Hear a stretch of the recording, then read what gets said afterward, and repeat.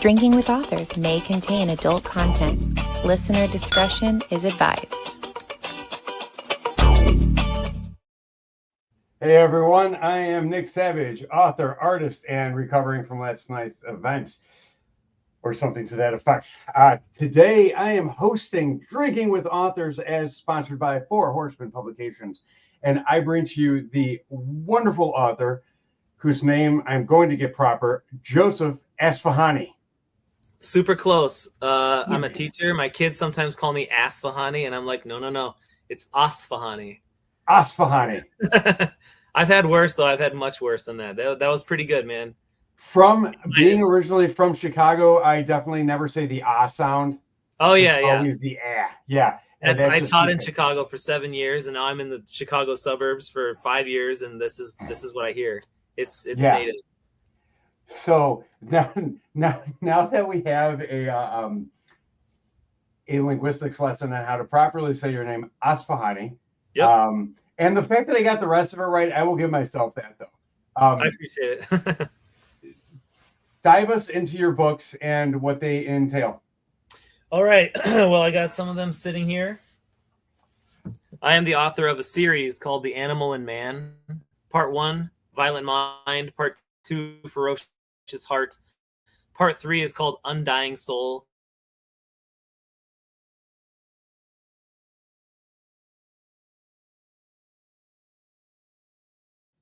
And we are having technical difficulties. When he comes back, we will continue. Oh, no, there he is. He's back. Connection burned. Oh, man. No, I can hear you now. Oh, okay. I don't know what happened. Yeah, that's okay. I was in the midst of telling you about part 3, which is in the works. Yes. Okay, it's on the back burner because I took this is dark fantasy. I like to pitch it as Zootopia meets Westworld season 1 before the show got bad. And then I took a break to write a cyberpunk novel. Oh, and now it's frozen again. There we go. You're back. Is what I heard right you. No, I heard the cyberpunk novel, and then it's frozen again. So you're good. This is gonna be fun. Okay, I took some time off from The Animal and Man to write a cyberpunk book called The White Shadow. This is a standalone book. It's not part of a series. I thought the world needed more cyberpunk. I love neon lights, rainy streets, cyborg ninjas. I wanted to write something badass, full of action, and I'm really proud of this book. Not that I'm not proud of the other ones, but those are what I have published. What I'm working on right now is actually a near future political violence, and it's about like what if AI creates like this surveillance state after things violently swing from either left to right or right to left politically. You know, it's fueled by all my anxieties and fears about the current world situation we're living in right now, but I'll say less. No, that is okay. As the world is in a very precarious place right now, and to not dive too deep into that on a nice author podcast, we will say that I can definitely appreciate where you're going with, the near future novel on that. It's a nice take on it. I will not get political. I don't want anybody to know where I stand on things. But the thing is that as I'm writing this, as I started writing this from one side, like one point of view, and I started creating characters that were of the other point of view, and I started really like discovering like human oppression and human hatred. And like I started learning things about like disunity that I never really thought about. And it was through I guess you call it the power of creation, like writing a story.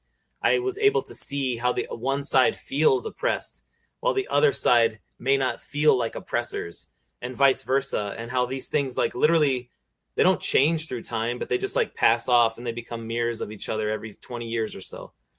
Anyway. Well, that's just because no one ever thinks of himself as the bad guy, and to be an oppressor, or to be thought of as an oppressor, is kind of a position of being the villain, and nobody ever walks around twirling their mustache going, "Ha, I'm the villain." They think in their eyes they're always doing good. So it's always a way to look at things and approach something, especially as an author, to be able to write that. And it sheds this whole new light and whole new way of looking things that literally in our 2025, 2026, year that we have right now. Yeah. Yeah. So you write in the cyberpunk and near future dystopia. Do you like to read that, or are the books you read for fun like smut? Like, what do you like to read for fun? Well, I love dark fantasy. I love sci-fi. I'm not into like space opera, like the Leviathan Wakes or whatever that series is called. Like I've dodged that entirely. It doesn't interest me that much. But I love cyberpunk. I love like near future dystopia, and I love dark fantasy. Right now, actually, it's behind me, but I love Joe Abercrombie. The dark fantasy grimdark author. Yes. He did like The Blade Itself, the First Law trilogy. He's got a new one called The Devils, and I can't put it down. Like I'm on page 200 in like 2 days. I'm not that I'm here to pitch his book, but that's the kind of thing I'm into. It's just like it's gritty, it's dark, people die. There's like a werewolf with like tattoos all over her body. It's just amazing. Like the way this guy writes is I try to emulate that style. I think it's so fun when you're in like this dark fantasy world and just like everything, like shit's just going wrong left and right. And you have to rely on each other to make it through. I love that kind of stuff. That's really what the Animal and Man is really all about too. So let me hit you with a harder question then. With liking an author and wanting to, as you say, emulate their style, how do you do it and still write in a way that creates your distinct voice without being a parrot of the author you like? What do you do to separate and make that distinction? I think that is a really great question. I don't know if people are gonna, like, fans of Joe Abercrombie are gonna read works of Joe Asphahani and then be like, dude, this guy's just ripping off Abercrombie wholesale. Like, I don't know if my voice emerges as something different or not. But the way I guess I could answer that is like, I've read a lot of different authors, not just Joe Abercrombie, like R.A. Salvatore back in the day. I love the Dark Elf trilogy. You'd have like Drizzt Do'Urden versus Artemis Entreri, and like the way he would describe their sword fights and stuff, and they're dashing around and slipping under each other's blades and all that kind of stuff is what I started off trying to emulate. And then I picked up Abercrombie along the way, and I picked up Sapkowski's Witcher series and all this kind of stuff. And it just turns into a soup that as it's flowing from my mind through my fingertips becomes my style. And if a fan reads my stuff and they try to indict me on like, hey man, you're just ripping off this person, I would take that as a compliment. So that means I'm doing something right if I end up sounding like those guys. Do you know what I mean? That's all I can really say. No, you want your work to have readers of the other authors recognize the influence that they had on you, while not plagiarizing the authors who influenced you. Yeah. I mean, if they liked the way that R.A. Salvatore described the sword fights, then I hope they'll like the way that I describe the sword fights. I'm giving them more of what they want. No, and that is wonderful. I am going to ask a question I've been asking the authors, and that is, when it comes to tropes, what is a trope that absolutely gets under your skin? Doesn't matter the genre. Like that you just absolutely hate.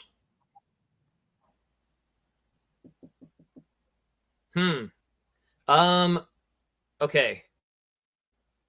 This may be really controversial, but like there's this book called Ancillary Justice. It's back there, and Lecky. I've read it twice, but I've only read up to page 50 or something. I can't remember where I stopped. Twice I stopped. And it's because I don't know if it was like 10, 15 years ago, whenever this book came out, but like purposefully like baking in transgender issues into your book just because it was like a talking point back then. And I guess to some degrees it still is. It just felt really forced in there. It didn't feel natural, like as just part of one of their characters' identities. And it wasn't even like a main character. It was like some magistrate that the main character like runs into or whatever. And then out of nowhere, completely uselessly, the author, the story just like made this one character like this part of an alien race, that like transgenderism is like part of their identity or something, part of their power. I don't even know. I don't remember. But that was a complete turnoff for me. And it's not that, I mean, I'm a high school teacher. I just to clarify, I have nothing against transgender people. I think that they deserve every right that any other person deserves. You know what I mean? But like when it's forced into fiction, just because it's going to get people talking about it or the reviews are going to mention it or something, that is a huge turnoff. So I guess that was the first thing that came to mind. No, it's perfectly acceptable answer. I forgot to do this in the beginning, and it is because it was a late night last night, so I do apologize. I'm guessing it's this. Yes. What are you drinking? So it's a Sunday morning, dude, and I'm not going to be doing anything crazy. I'm just drinking coffee, okay? This beverage has fueled everything I do for time immemorial. And coffee is a perfectly acceptable thing to drink on Drinking with Authors. Dark roast, light roast, blonde roast. Please don't say blonde roast. Like a medium. Blonde is like, it's like the skim milk of coffee. It's just like powder and water. It's no, thank you. I don't like French roast. I think it's like, it feels like it's coating my throat in like oil. I don't know.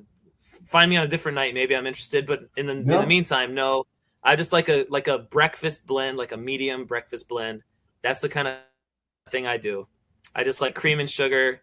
Like the Beastie Boys used to say, I like my sugar with coffee and cream. Yes. You know, that's how I take it. I am very much a black coffee guy for the most part, but I also like the dark roast. I'm kind of psychopath like that. But when I started drinking, it was, cream and sugar and stuff like that. So it's just been an evolution. And today, since I am supposed to say, because again, it is morning when we're recording this, I'm just doing some BCAA electrolytes. That is one of those Rocket Pop flavors, the red, white, and blue popsicles. And yeah. Oh, the bomb pops. Yeah. And it's, I buy the jars with the powder when I can find it because it's sold out so often that I have to just, if it's there on Amazon, I buy it and hope I don't run out before I can buy it again. Bomb pop electrolyte powder. That's awesome, it's by a brand called Extend, XTEND, which I know sounds like an ED medication, but it is Extend. Yeah, totally. But it's just like electrolytes and not pre-workout, but electrolytes and BCAAs and stuff like that, and it's quite delicious. But it's helping my headache from last night's drinking. Do you have a favorite brand of coffee? Or are you a Folgers honestly guy? This is the same type of like thing that people ask me, like, what's your favorite type of beer or whatever, and I always think of the scene from The Dark Knight when the Joker talks about how he likes cheap things like gasoline and bullets. I know you're not asking about my beer taste, but I like cheap beer like I like my cheap coffee. I just buy this like cheap shit from Costco, the Costco Kirkland signature, garbage coffee, or I'll buy like the cheap, they used to be called 8 o'clock coffee or Papa Nichols or whatever from the local grocery store. I just like cheap stuff, man. And it fuels me up. I don't need anything fancy. Don't sell yourself short. The Kirkland brand is what we drink. Right now, I think it's like BJ's brand or whatever. But one, for like 2 pounds of coffee, $16 is unbeatable. That's what I'm saying. But it is actually repackaged Starbucks brand. Is it really? It's not Pike's Place. Pike's Place is horrendous, and I would tell that that's garbage. Yeah, but it's their Verona blend. So it is not cheap coffee you're drinking. You're just getting it at a cheap price. Costco, you figured it out. Keep going, Costco. That's all I got. It's funny because we love Costco, and we'll go there and their Costco brand stuff, and we'll look up what is the Costco brand stuff. You know what I'm saying? Like because it's all just repackaged stuff. And for the most part, it's going to be some of the mid to higher end brand name stuff, just repackaged with Costco and sold for a quarter of the price. See, I'd heard that somewhere, but I'd never dug into it too much. But that's cool. It is, yeah. And now every time I taste it, I'm going to think I'm drinking Starbucks. So bottoms up. Now, my favorite coffee is Scooters, but their packaged coffee is too rich for my blood. We're a one banana household, as my cousin says. But I had to ask because I forgot in my ever great wisdom. No, that's okay, man. Yeah. So I had a feeling if you didn't bring it up, I was going to anyway. The more sips I took. Yeah. No. It's one of those things where when I took over this podcast, I was like, all right, I want to keep it flowing and I want to keep it free, but you have to keep things in a certain order, and yeah. I have thrown that out the window already, and I'm trying to not to do that. So it's one of those fun things, but I will always be the first to admit and make fun of myself and call myself out. And that's just because I will call out anyone else for things they do, and you can't do that unless you're willing to call yourself out. At least that's how I live, like that. That's fair. No, that's fair. But on the topic of food and stuff, do you have have you ever thought about the idea of a last meal? Like if you had gotten falsely accused of a crime and were on death row? No, so my family and I have had this. We're like a morbid family. I have a wife and 2 kids, and we talk about like, what are we going to be buried with in our coffins and stuff like that. Like we talk about this all the time. So we've talked about this. My last meal on this earth, I want it to be Southern fried catfish and just like some good crinkle cut fries and like peas or whatever, like fish and chips, man. But it's got to be specifically Southern fried catfish. And if possible, it's got to come from this restaurant where my parents used to take us I'm born in Kokomo, Indiana. So you can literally call me Joe Blow from Kokomo, and that's who I am. But it was this town called Galveston, Indiana. And there was this restaurant called Poor John's. I think the dude like caught the catfish fresh that morning or whatever, and then like fried it up or whatever. And I think something about that stuck with me through life. And I want my last memory of a meal on this earth to be Poor John's Southern fried catfish with crinkle cut fries and a side of peas. And there is nothing wrong with that. There is nothing wrong with that. Yeah. There's 2 things about that I find funny. Before I stopped eating meat, our honeymoon, me and my wife, was in New Orleans.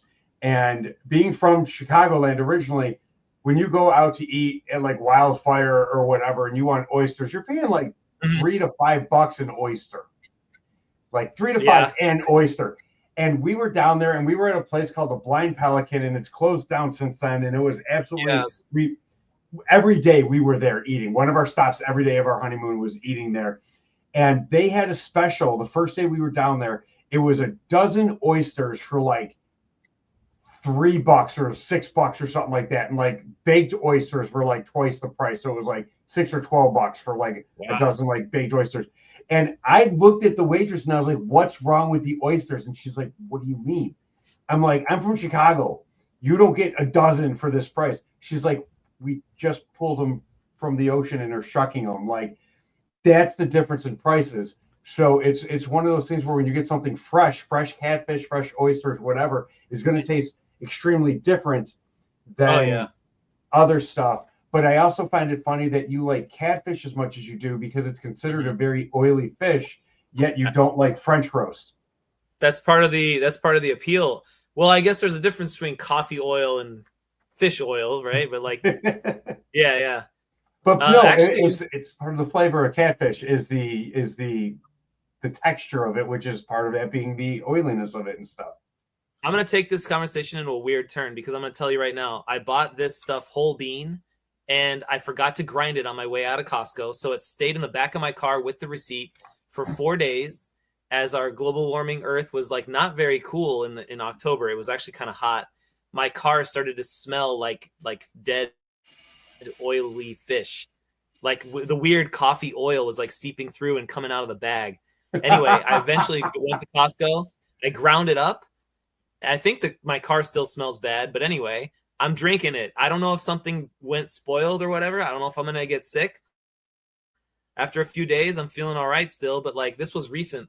So this stuff, bring it all back together. No, you should be fine because the temperature of it would kill anything that may have fermented or grown on them. But the oil leaching out of the beans shouldn't kill you. But it is a different kind. I just thought it was kind of funny. But if you do get sick from it, don't blame me. It's the beans' fault. Blame the beans. It'll put hair on my chest anyway, so that's cool.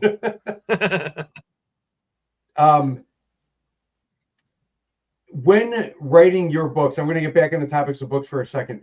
When writing your books and naming your characters, are names incidental, or is there deliberate choices behind the names you pick? You know what? Not with the animal and man. Actually, the main character, the animal and man, went through so many different changes and phase shifts in my brain over the course of honestly a decade that I was writing it. And the main character Maxon and his his counterpart, who is also a fox named Rinia. Maxon's male, Rinia is female. They started off as alterations of the name Maximum and Minimum. And it was going to be this weird Metal Gear Solid type thing where Solid Snake was the inheritor of the lower genes, while Liquid Snake was the inheritor of the superior genes. And there was going to be all of this weird meaningful thing to their names. But the short answer to your question is no. I scrapped that idea along the way. I altered whatever Minimum's name was going to be to Rinia. And things like that happen. There is still a bit of gene therapy, genome manipulation side plot in the book, because it's not full fantasy. It's actually a lot of sci-fi disguised as fantasy, which we can talk about more. But otherwise, the roster of characters in the animal and man, none of it's intentional. I just wanted to think of cool ass fantasy character names. I'm really proud of the name Celastragor, which is the main villain in the animal and man. He doesn't come out in book 1 that much. You see a ghostly reflection of him as he's talking to his snake son clone, whose name is Sagan. But in book 2, he is prominent. He's in the book quite a bit, and he's going to be in book 3 a whole lot. But I was advised that name is too long. Celastragor is way too long for a villain, but I don't care. That was a darling I did not want to kill. I love that name so much. As far as the White Shadow, I was just looking up some Japanese names. No big naming conventions. The main character, though, she has a male's name, which is kind of significant because in this world, in this cyberpunk 2077 year, she was basically raised in an automated orphanage, a bunch of robots and AI computers and things, letting the kids out of their room and shuffling them along the hallway. And she was abandoned at birth. So she was assigned a name, and it was a male's name, as if it's a mistake in the system. But by the time you get towards the end of the book, there is a bit of a twist as to why her male name actually sort of matches her real given name. I don't want to say more, but no spoilers. Yeah, no. Sorry, spoilers. I was No. rambling. Don't apologize. It's why we're here. So love the rambling. Okay. Here's a question for you, because growing up when I did, I was very excited to get to 2015 for the flying cars and the shoes that lace themselves in Back to the Future Beyond 2. 2000 on the Discovery Channel, that type of stuff. Yeah, and it never came. So with cyberpunk being dystopian in some ways, when 2077 comes around, if we're still alive, will you be relieved or sad if we don't have that cyberpunk future? I think I'll be relieved, and here's why. Because I think the thing about cyberpunk and a lot of this speculative sci-fi fiction is that I think humankind needs to take it as a warning. Flying car, in theory, sounds great. Hell, a self-driving car in the year 2024, 2025 sounds great. But when you strip away this veneer of the good intentions for mankind, you have to remember there's all these mega corporations that make trillions of dollars that you and I will never see or get to enjoy. And this flying car and this self-driving car, it literally just serves them. It serves their vision of a future that leaves us in the dust. So we may get in our flying car and fire it up for the first time and, with our families, go to a restaurant and feel great about it. But ultimately it's part of we're buying into a society that just feeds them more and more power and control. So I'm very I on the surface I want to say yay, but like I don't know, I'm very skeptical and frankly frightened of the type of future that they're ushering us into. Very, very well said. I would say that you without getting into politics, I would say you're probably not a big Right. fan of certain people from um, one certain person from South Africa. Um, but I understand that. I understand that because I Yeah. think with every new advancement in technology comes a level of responsibility that takes time to catch up to. Like the driving Yeah. cars, if you put it in self-driving mode, it doesn't stop at school buses, even if their stop signs are out. And the judges are like, you can't use the self-driving controls as an excuse to not pay attention to the road.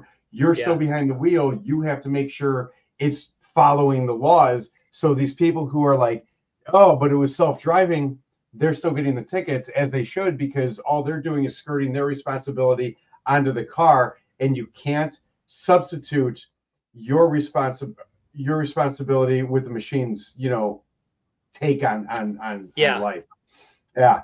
And the corporation's attitude is like, how many people have to die before we start doing something about it? You know what I mean? Yeah. That's all it is. Because before a recall, how much is a recall going to cost versus a payout versus the death that might happen? And that's the whole. Oh my God! You just Fight Club. You just made me realize something about myself that I'd never really thought of before. But there's that scene in the movie Fight Club. I think this is one of the few occasions where the movie is better than the book. I've read both, but anyway, where he like talks about his job as like a recall specialist. Yeah. And he's like, how, when the brakes fluid fail or whatever, how many people have to die before we issue a recall?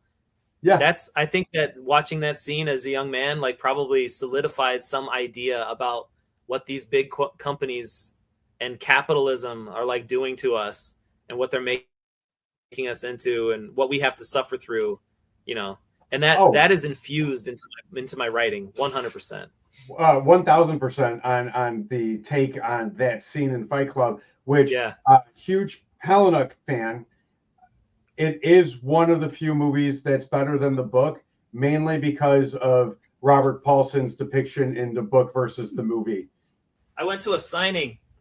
Chuck Palahniuk came to Chicago like a long time ago. I mean, probably been everywhere. 2007, and he was throwing out like rubber hands and feet and stuff, like the kind of crap you see at Halloween, and like burgers, because it was for the book Rant, which is all about like rabies and stuff. Like if a person catches rabies, and I caught one of these. He like had signed them and he was throwing them out. Oh, that's one of my prized possessions. That's wonderful. And I probably have been saying his name wrong for like ever. I can't say last names. It's okay. I learned on that night because he corrected us in all, like as he's giving his talk or whatever at the podium. He says, "My name is not Palahniuk, damn it." He said it's Palahniuk. Palahniuk. I'm just like, thank you. Shit. Sorry, dude. That works for us. Question for you before we start to wrap things up. You've written a number of books now, and I'm sure you've asked people for advice before and gotten advice you didn't want and didn't get advice you did want. What would you say to aspiring writers to point them in the right direction or give them some sort of advice? So I am not a typical author that suffers from what we call writer's block. I have this weird like superpower where I can switch it on and off.